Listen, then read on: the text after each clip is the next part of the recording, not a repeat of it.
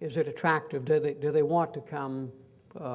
This was a terrible fire we had on Upper King Street. I mean, it was really struggling. I thought the whole 2 blocks were gone. I was there with our firefighters in the middle of the night. They contained it to one building amazingly. Billy Fisher called me 8:10 next morning and said, Mayor, we got to let Bluestein come down. That's the name of the building. I said, no, we're not. He said, Mayor, we've been up there early this morning. We've studied the mortar bonding capacity is gone, and the building will fall into the street and kill people. And I said, well, not if we barricade the street off. It's not going to kill people. And so I knew that one corner building, if I let that thing go, what would happen? It'd be rubble-filled parking lot, right? Because this was a part of Upper King Street really hurting, and then there'd be another virus at the next building. So we put money into it, acquired the facade, got the guy fixed up, rented the space above it, and all of that. The city did to make it work. And but I tell you, saving that one building and that kind of just hanging on part of our business district might have saved several blocks. Now it is hot as the dickens. It's really fabulous. Parking is such a challenge. This is a parking garage that obviously got built, but in the design of it, it was interesting. We had to build it on this prominent street, East Bay Street. It's very near the Exchange Building, one of the most historic buildings in the country. And we built it to make way for our waterfront park, which I'll show you in just a minute. But I told the architect, I said, now, I want a parking garage that doesn't look like a parking garage. Now, this was a long time ago when the notion was that if you built a parking garage, it had to look like a parking garage, because if it didn't look like a parking garage, someone would question your manhood to design something that doesn't look like a parking garage or whatever.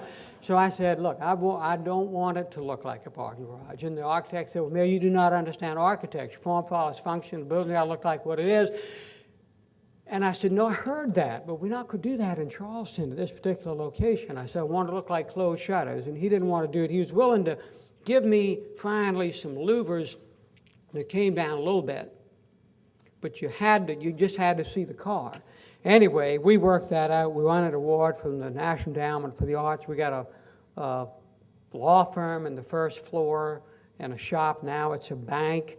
And the building is very handsome and appealing. This is the other part of Charleston Place. We needed a parking garage there. These were derelict buildings. It would have been easy to knock them all down. There was just junky stuff going on. There was a strip joint in one of these places, but we acquired the buildings because we knew we had to save that street, and we put the parking garage behind it, cut off the back of the buildings.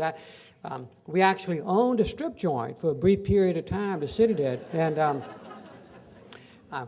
my lawyers convinced me that they had to inspect it nightly. I never went in there, but they had a lease. We couldn't kick them out till the lease was up, but anyway, we eventually got it all worked out with my participation, and then restored the block. And right now, at 9:13 in Charleston, there are probably a couple of hundred people or so walking along that street. And you know, the thing about it is, and I just got this one picture I took, 2 people, but you know what? Those people are in charge. That's their space. And you know, so often in city building, we didn't put those people first. We carved or just beat up, harmed this realm that belongs to the public. And we got the alleys right down there. You pull in, the parking is very beautiful. We got fountain and vines going up, but we protect the public street and the public realm. We got gardens in our parking garages. We plant trees and flowers in our parking lots and flowering trees. No one ever said, you know, to have a great city, you got to have an ugly parking lot. Our city was built on water, as your city is so beautifully built on your lovely river flowing for 200 miles. And we had the opportunity to continue a wonderful ethic that had been given us of public access on the water's edge. We had this burned out piece of land, and a developer, it sat there for 20 years. In fairness, the guy bought it and came up with the Venice of the Southeast plan, great high-rise, fabulous tax base. In the late 70s, when we really needed it, But we had been studying that land, and we knew that what a great city would do would be to give the water's edge to the public. You know, we went through a good bit of time in America where we were worried about the public. Public will ruin things, you know. We kind of needed to gate everything off and kind of banish the public. We just lost confidence. And of course, the public doesn't ruin things. We have rules and regulations as you have on your Riverwalk. And so it was controversial. The developer wanted to do his Venice to the southeast. We wanted to do a park. So we had to threaten to condemn it. And he really didn't like that too much. And so we had a big controversy, but it was for public. We weren't, I mean, it was just the same way you need land for a highway or something. It was to forever. So we studied how to build a park, and you know what? We decided we would build a beautiful park. And there were many times in the design process where we could have opted for something less. But what we knew was that a great city, you have a chance like that, you do something forever, something extraordinary. We studied what the city used to be, because you don't want to plop things in. And there was controversy. Why does the city need a park? Got a lot of parks, money parks, take property off the tax books, weird people go to parks, all of that. But we built it. That's what it looked like before. That's what it looked like the day it opened. No one can imagine Charleston without the waterfront park. Our citizens adored the kids playing in the fountains and people walking their dogs. You know, in the design of parks, one of the most important things is to design or understand its purpose, its role, because every park is different. And so we figured out the role of this park was a quiet place.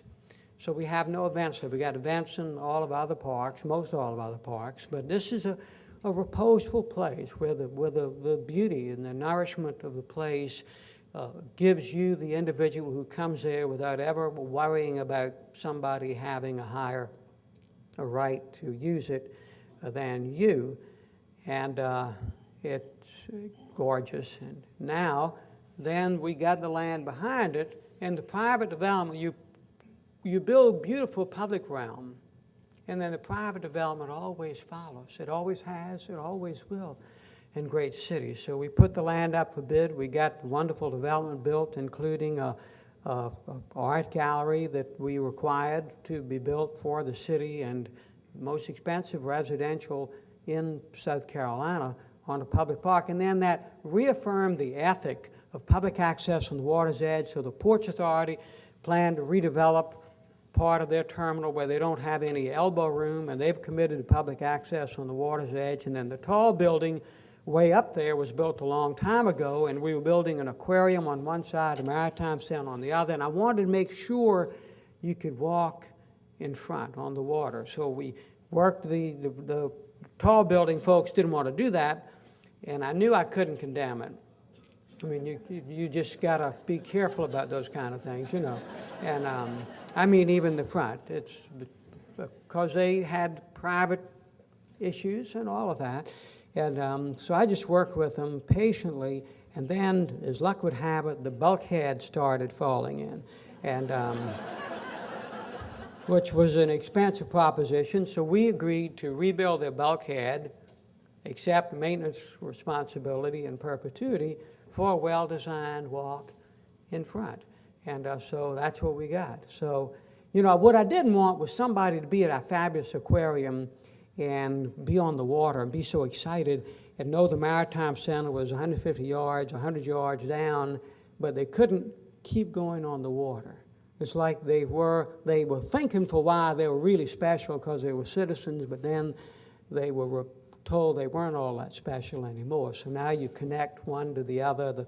They're wonderful facilities. It's really gorgeous, beautiful, fabulous aquarium and maritime center. So we started every piece we could get along the water's edge to reclaim it for the public. This was a scruffy road with no shoulders on the western part of town. We built a sidewalk in the trees. We had to get a lot of permits, really hard, and people would stop to thank me. It was like they were so surprised. Like they got something, they didn't have to buy anything.